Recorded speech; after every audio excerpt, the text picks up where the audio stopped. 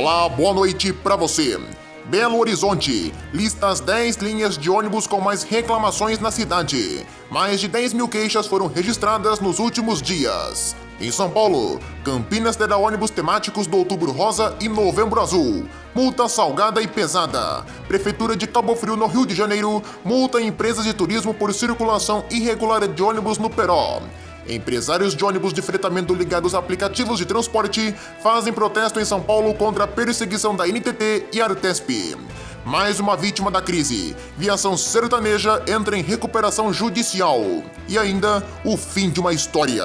Justiça decreta a falência da aviação Itapemirim e viação Caiçara. Com transmissão para todo o Brasil, o Ônibus TV começa agora.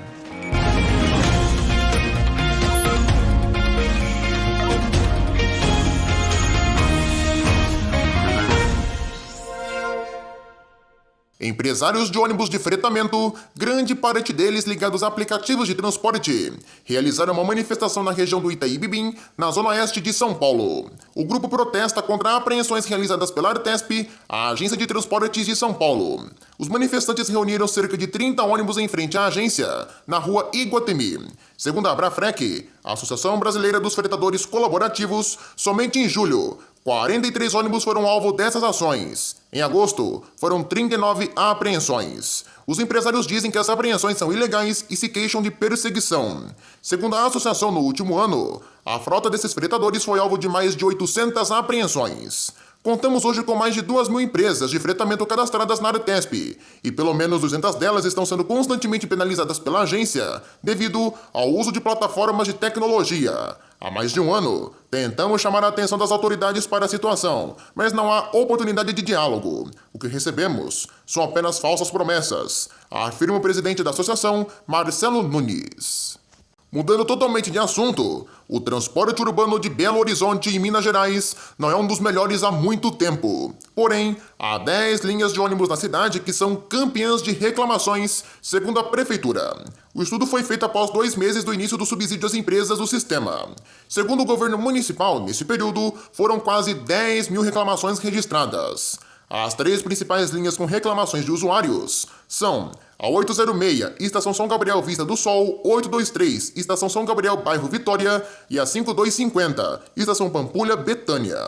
Entre as queixas dos passageiros feitas pelo BH Digital e pelo WhatsApp estão o descumprimento do quadro de horários, superlotação, o descumprimento de ponto de embarque e desembarque. As outras linhas que foram citadas aparecem aí na nossa tela interativa. Caso você seja de BH e tenha alguma reclamação da sua linha, envie sua queixa para esses canais que você vê aí na tela. O número da SUMOB para reclamações é o DDD 31 98472 5715. Para enviar sua mensagem, basta salvar o contato na agenda do seu celular e procurar pelo contato no aplicativo WhatsApp. Beleza? Ainda em Minas, mais uma empresa de ônibus é alvo da crise econômica que vivemos em nosso país, aliado à crise recente da pandemia. A empresa da vez a entrar em recuperação judicial é a Aviação Sertaneja. A Aviação Sertaneja Limitada apresentou o pedido de recuperação judicial em 14 de dezembro de 2021, cujo deferimento do processo se deu em 9 de março deste ano. A recuperação judicial está em trâmite na primeira vara empresarial da comarca de Belo Horizonte, nos autos do processo. Para atuar como administradora judicial, nomeou-se Paola Balbini Barros Administração Judicial Limitada.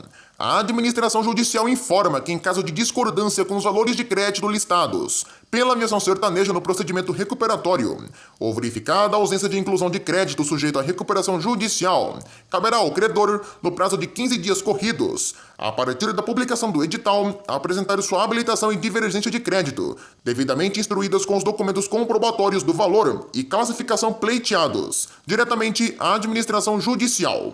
O prazo final e preclusivo da apresentação das habilitações ou divergências se encerra em 14 de abril de 2022, ou seja, já se encerrou há muito tempo.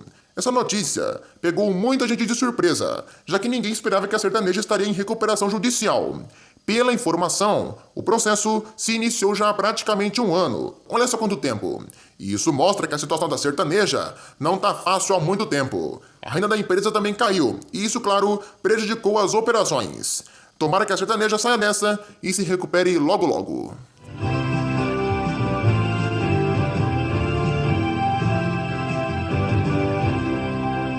já estão circulando pelas ruas de Campinas. Os 10 ônibus com a campanha Outubro Rosa e Novembro Azul, destinados à conscientização da saúde da mulher e do homem.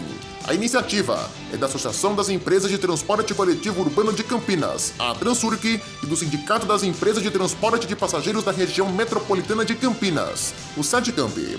O objetivo da campanha dos ônibus lotados é, ao circular pelos diversos pontos da cidade, conscientizar a população para a necessidade da prevenção ao câncer de mama, colo de útero e de próstata. Segundo o SETCamp e a Transurc, todas as empresas de ônibus que operam as linhas municipais de Campinas estão participando da ação.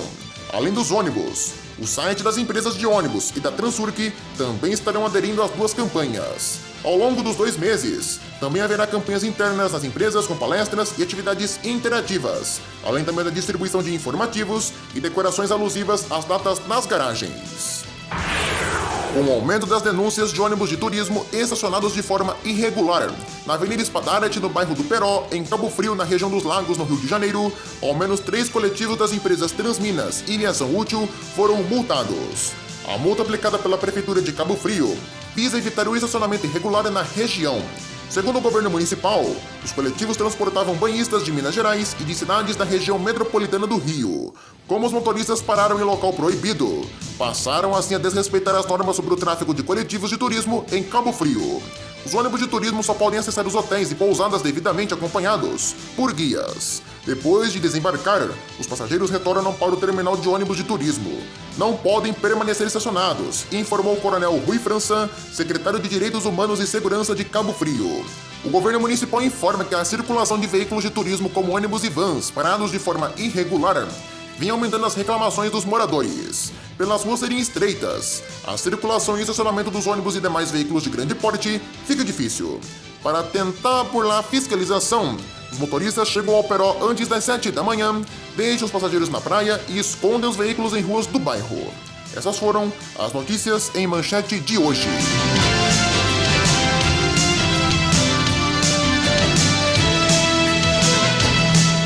Chegou ao fim a história da aviação Itapemirim. O juiz João de Oliveira Rodrigues Filho, do Tribunal de Justiça de São Paulo, atendeu a administradora judicial XM Partners e decretou nesta quarta-feira, dia 21 de setembro de 2022, a falência das empresas do grupo Itapemirim. As empresas: Viação Itapemirim, Transportadora Itapemirim, Itapemirim Transportes, Imobiliária Bianca, Cola Comercial e Distribuidora, Flecha Turismo, Comércio e Indústria e Viação Caiçara estão extintas e falidas. Observando que os credores terão reconstituído seus direitos e garantias das condições originalmente contratadas, deduzidos os valores pagos e ressalvados, os atos validamente praticados no âmbito da recuperação judicial. Trata-se de primeira instância, cabendo recurso. A decisão não envolve a empresa aérea. Na decisão, o juiz levou em conta vários fatores, inclusive as suspeitas de desvios de dinheiro durante a gestão da Itapemirim, o envio de 45 milhões de reais das empresas de ônibus para a empresa Ita Transportes Aéreos, criada por Sidney Piva, e a dívida de mais de 2 bilhões de reais em tributos e ilegalidades insanáveis no plano de recuperação judicial. A decisão também permite o arrendamento das linhas da Caiçara e da Itapemirim, além das estruturas, por 12 meses para a Suzantur, empresa que opera ônibus urbanos no ABC Paulista e em São Carlos. O arrendamento é renovável por igual período de todas as linhas, guichês, marcas e parte dos imóveis operacionais das recuperandas. Anexa a proposta dos autos devidamente assinada pelos representantes da empresa e e-mail por meio do qual recepcionou o referido teor. Entende que uma operação de arrendamento parcial ou total dos ativos e linhas do Grupo Itapemirim mostra-se vantajosa à massa falida e aos credores, pois, em linhas gerais, manteria as atividades ao menos parcialmente quanto ao serviço de ônibus interestaduais e intermunicipais, fazendo com que as respectivas localidades não perdessem parcialmente ou totalmente os serviços de deslocamento. Preservaria os ativos arrendados, que restariam sob a responsabilidade do arrendante, podendo ainda se direcionar recursos para a preservação dos ativos restantes. Concederia tempo também para a correta avaliação de todos os ativos para a oportuna venda, na forma da LREF. traria maior valor nos ativos arrendados, pois a venda oportuna poderia ocorrer em um formato de bloco e sem interrupção das atividades.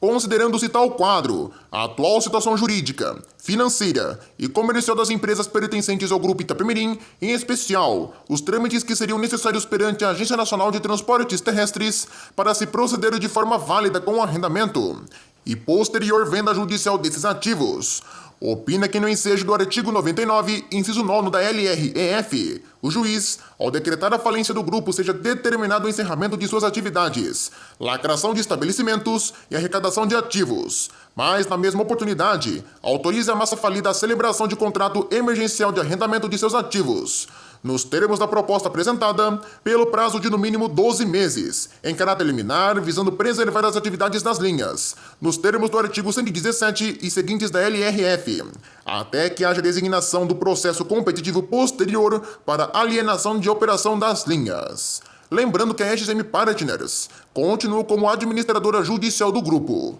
A recuperação judicial da Itapemirim se arrastava desde março de 2016. Chegou ao fim, depois de muitos anos, a saga da crise da aviação Itapemirim. Sabemos os inúmeros problemas de gestão que começaram ainda na época da família Cola e vieram se arrastando ao longo de vários e vários anos, chegando ao ponto que chegou. Sabemos o valor cultural da Itapemirim, principalmente nas regiões Sudeste e Nordeste. Marcou muita gente e vai ficar marcada ainda por muitos e muitos anos na memória do povo brasileiro. Acabou por erros e crimes de gestão, que agora possa ocorrer finalmente o pagamento de credores e funcionários através da massa falida. É uma pena que acabou, mas infelizmente as circunstâncias se mostravam para isso, porque a situação da Ita não era nada fácil e muito delicada. Com essas informações encerramos mais esta edição do Ônibus TV. Por causa da falência da Itapemirim, domingo teremos um vídeo especial contando a história da empresa, de como tudo começou, como foi o auge e como tudo acabou. Mais notícias durante a nossa programação e quarta às 7 da noite aqui no Ônibus TV.